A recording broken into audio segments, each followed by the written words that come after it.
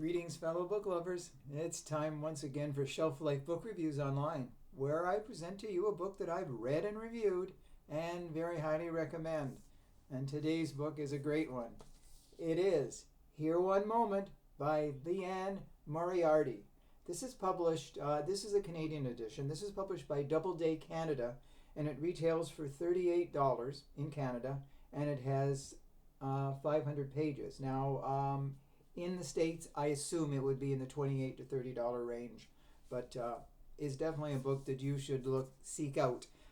Sometimes people fear books that are 500 pages long, but this one you don't realize that you're reading 500 pages because it's so fast and so smooth to read, and you get so lost in the story itself that you just don't realize that you're reading that many pages. And the book centers around a airplane that is on the tarmac. It's headed to Sydney, Australia, and the people are sort of getting restless because the plane should have taken off. Now, there's a lady, an older lady, who suddenly starts walking down the aisle. Now, earlier, people really didn't seem to notice her. It's almost like she was invisible. So she goes from row to row, and she points at a person and mentions the age that they're going to die and how they're going to die. Now, people at first think it's something the airline has done just to keep people's attention while they wait to take off on the plane once again. But she goes from row to row, and people don't know what to make of it. And we find out later her name is Cherry Lockwood, and her mother was a fortune teller. Now, she does go through all the rows, and the plane does take off. Now, what the people start calling her is Lady Death. But as we see in the book, there are alternating chapters between those who were on the plane and Cherry Lockwood. And we find out the people on the plane that were, most significantly picked. They are Allegra, Leo, Eva, Dom, Sue, Paula, and many more. And suddenly, a few of the people die, as foretold by Cherry Lockwood, aka Lady Death. And so people die in car accidents. There are other accidents, and soon people start to wonder what exactly the lady was. Now, this almost sounds like it's a horror tale, but it's not a horror tale. It is a tale of life and how we view life.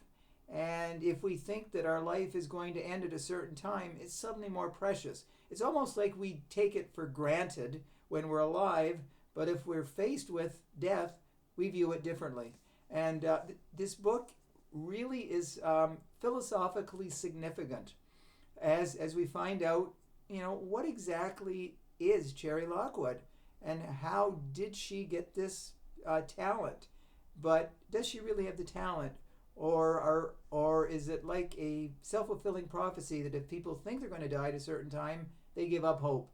So it's really a book where you're going to find you're going to have a lot of different points of view, and you're going to have a lot of different feelings the deeper you get into the book. Just what is happening, why is it happening, and how is Lady Death able to predict these things? At the end of the book, there is a quote from Dr. Elizabeth Kubler-Ross.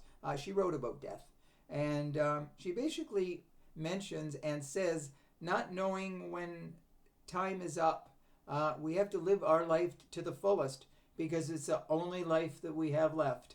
So it's definitely a great book.